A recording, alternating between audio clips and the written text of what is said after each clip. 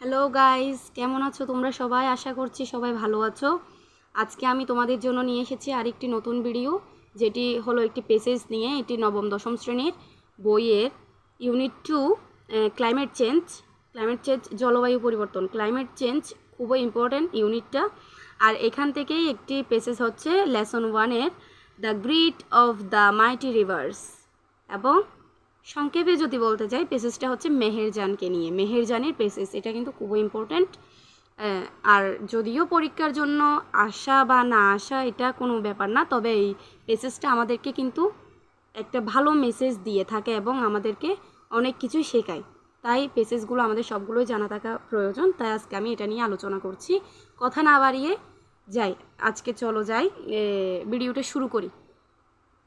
Meherjaan lives in a slum. Slum মানে হচ্ছে বস্তি। Slum on the Sirajganj town protection embankment. Embankment একটু ভেঙে ভেঙে পড়লে উচ্চারণটা ঠিকভাবে আসে। এমব্যাঙ্কমেন্ট মানে হচ্ছে বাঁধ। Meherjaan lives in a slam on the Sirajganj town protection embankment মানে মেহেরজান বসবাস করত বস্তিতে, যে বস্তিটি ছিল সিরাজগঞ্জ শহরের সুরক্ষাবাদের উপরে।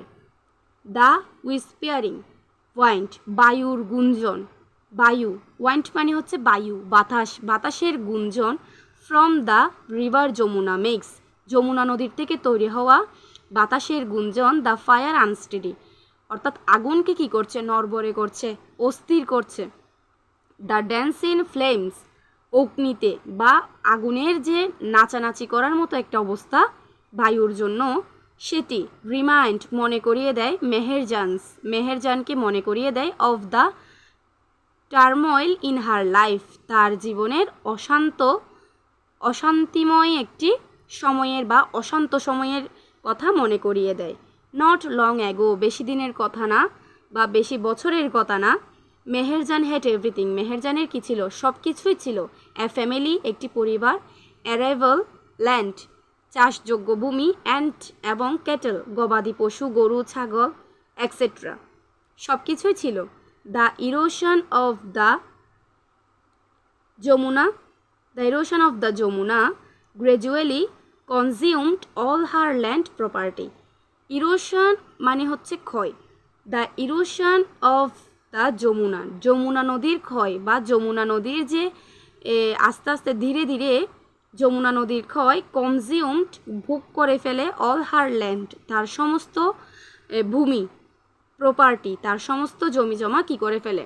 ভোগ করে ফেলে যমুনা নদীর ক্ষয়ের কারণে, ভোগ করে ফেলে। ইট ফাইনালি, এটি অবশেষে claimed her only shelter during the last monsoon, এটি অবশেষে দাবি করা যায় যে তার একমাত্র আশ্রয়স্থল লাস্ট মনসুন, অর্থাৎ শেষ মৌসুমের সময় কি হয়ে গিয়েছিল? বিলীন হয়ে গিয়েছিল। It took the river only a day to devour Meher's, অর্থাৎ বলা হচ্ছে ইট টুক, এটি নিয়েছিল the river only a day, একদিনের মধ্যে, টু ডিভার, গ্রাস করেছিল Meher's house, trees, vegetable garden and the bamboo bush. এখানে বলা হচ্ছে তার যে একমাত্র আশ্রয়স্থল ছিল হাউস, সেটাও লাস্ট মৌসুমে কি করা হয়েছে? গ্রাস করে ফেলা হয়েছে। ইট টুক, এটি নিতে, টুক মানে হচ্ছে নিয়েছিল, এটি নিয়েছিল দ্য রিভার, নদীটি। ওই যে ইট মানে এখানে বোঝানো হচ্ছে তার যে শেষ আশ্রয়স্থল, সেটাকেই বোঝানো হচ্ছে, অর্থাৎ মেহেরজানের শেষ আশ্রয়স্থলকে নিয়েছিল দ্য রিভার, নদীটি। দ্য রিভার মানে যমুনা নদী। অনলি এ ডে, একদিনের মধ্যে। টু ডিভার, অর্থাৎ গ্রাস করে ফেলেছিল মেহের্স হাউস, তার একমাত্র আশ্রয়স্থল, তার বাড়িটা। ট্রিজ, গাছপালা। ভেজিটেবল গার্ডেন, অর্থাৎ শাকসবজির বাগান। অ্যান্ড দ্য ব্যাম্বো বাস, তার যে বাঁশের ঝাড়, এগুলো সহ সব কিছুই একদিনের মধ্যে গ্রাস করে নিয়েছিল যমুনা নদী। She had a happy family once, তার ছিল একসময় একটি সুখী পরিবার। ওভার দ্য ইয়ার্স, কয়েক বছরের মধ্যেই, শি লস্ট হার হাজব্যান্ড, সে তার স্বামীকে হারিয়ে। অ্যান্ড, এবং হার ফ্যামিলি, তার পরিবারকে। টু ডিজিজ রোগ that cruel hunger and poverty brought to the family. সে তার স্বামীকে হারিয়ে, তার ফ্যামিলিকে হারিয়ে, সে রোগে এবং নিষ্ঠুর ক্ষুধার কারণে, দরিদ্রতার কারণে, দারিদ্রতাকে নিপীড়িত করেছে এবং দরিদ্রের কারণে এনেছিল টু দ্য ফ্যামিলি, মানে দরিদ্র নেমে এসেছিল তার পরিবারে। নাও বর্তমানে she is the only one left. বর্তমানে সে হয় একমাত্র ব্যক্তি যে বেঁচে আছে, টু লাইফ, তার জীবন নিয়ে বেঁচে আছে, on with the loss and the pain, তার যে হারানো সব কিছু, তার যে আগে প্রপার্টি ছিল, অনেক ক্যাটেল ছিল, ফ্যামিলি ছিল, অ্যারেবল ল্যান্ড ছিল, সব কিছু হারিয়ে, সব কিছুর ব্যথা, দুঃখ, যন্ত্রণা সব কিছু নিয়ে একমাত্র সেই এখন বেঁচে রয়েছে। দ্য গ্রিডি যমুনা, গ্রিডি মানে হচ্ছে লুবি, দ্য গ্রিডি যমুনা, লুবি যমুনা নদী has shattered her dreams and happiness. Lubi Jamuna ভেঙে দিয়েছিল, ভেঙে চুরমার করে দিয়েছিল, হার ড্রিমস, তার সকল স্বপ্নকে, অ্যান্ড হ্যাপিনেস, তার সুখকে। There are thousand others waiting to share the same fate like Meherjaan. আরও হাজার হাজার ব্যক্তি বা মেহেরজানের মতো আরও অনেকেই, হাজারো হাজারো ব্যক্তি ওয়েট করে আছে, অর্থাৎ অপেক্ষা করে আছে, টু শেয়ার, ভাগাভাগি করতে, দ্য সেম ফেট, একই কি দুঃখ কষ্ট, লাইক মেহেরজানেরই মতো। Bangladesh is a land of rivers, Bangladesh হচ্ছে একটি নদীমাতৃক দেশ। Some of whose banks overflow or erode during monsoon, অর্থাৎ মৌসুমের সময় নদীর পানি কি বাঁধের উপরে উঠে ওভারফ্লো হয়ে কি আস্তে আস্তে কি ভূমি গ্রাস করে ফেলে, অর্থাৎ যে স্থল, জলের ভিতরেই কিন্তু স্থলটা চলে যায়। যখন মৌসুম আসে তখন পানির অতিরিক্ত বেশি পানি ওভারফ্লো হয়ে কি হয়ে যায়, ভূমিগুলো নিজের গর্ভে নিয়ে নেয়, এটাই বোঝানো হচ্ছে। ইরোশন অর্থাৎ ক্ষয়, ইজ এ হারাস, খুবই কষ্টের, reality for the people living along the river banks, অর্থাৎ যারা নদী বাঁধের উপর বসবাস করে তাদের জন্য নদী ক্ষয় ইজ এ হারাস, খুবই কষ্টের এবং কঠোর বাস্তবতা, খুবই কষ্টের। নদী ক্ষয় একটি খুবই কষ্টের জিনিস, খুবই কষ্টের কাদের জন্য, যারা নদী পাড়ে বসবাস করে, অর্থাৎ রিভার ব্যাঙ্কস, যারা নদী পাড়ে বসবাস করে তাদের জন্য কঠোর বাস্তবতা। For the people living along the river banks, যারা ফর দ্য পিপল মানে সেই সব লোকজনদের জন্য যারা living along the river banks, নদী পাড়ে বসবাস করে। ডিউরিং ইচ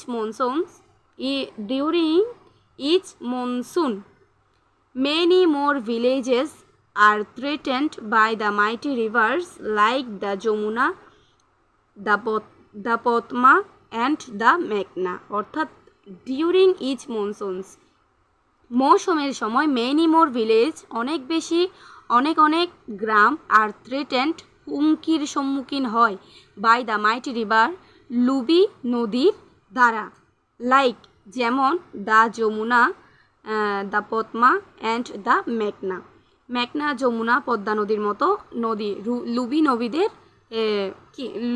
লুবি নদীদের কি হুমকির সম্মুখীন হয় অনেক গ্রাম। ইট ইজ এস্টিমেটেড দ্যাট, এটি আনুমানিকভাবে ধরা যায় যে, রিভার ইরোশন, নদী ক্ষয়, মেক্স তৈরি করে, অ্যাটলিস্ট কমপক্ষে 1 lakh people homeless every year in বাংলাদেশে প্রতি বছর অন্ততপক্ষে, একদম কমপক্ষে 1 লাখ মানুষকে কি করে, হোমলেস করে, বাড়ি ঘর ছাড়া করে, অর্থাৎ হোমলেস।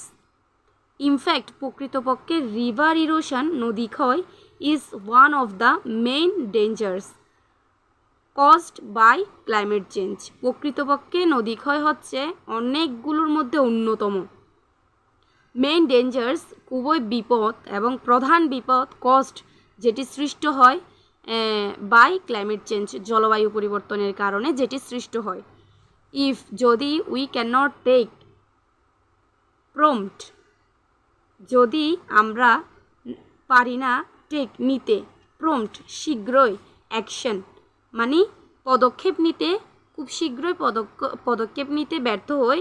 টু অ্যাডাপ্ট মানিয়ে নিতে, টু ক্লাইমেট চেঞ্জের সাথে মানিয়ে যদি কোনো পদক্ষেপ নিতে খুব শীঘ্রই যদি কোনো পদক্ষেপ নিতে না পারি, মানিয়ে নিতে না পারি ক্লাইমেট চেঞ্জের সাথে, there will be thousands of more Meherjans in our towns and village every year. অর্থাৎ দেয়ার উইল বি ভবিষ্যতে থাউজেন্ডস হাজারো হাজারো অফ মোর মেহেরজানের মতো হাজারো হাজারো মেহেরজানস কি হবে, in our towns and village আমাদের শহরে এবং গ্রামে এভরি ইয়ার প্রতি বছর তৈরি হবে বা সৃষ্টি হবে।